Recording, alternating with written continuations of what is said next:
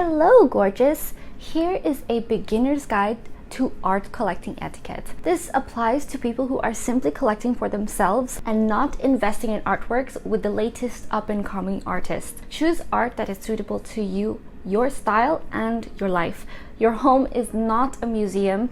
You will not become a collector overnight. Gradually develop your taste and confidence over time. My rule is, if you like it, you like it. It does not matter the reason. Whether you feel like it fits in your home, represents you, or you simply like the way it looks, do you. Don't get caught up in the trends of the time where there will be a work of art that a current artist is up and coming. If that's what you truly like and you think is timeless, go ahead. Don't get caught up in trends of everybody likes this artist, therefore I must purchase this piece.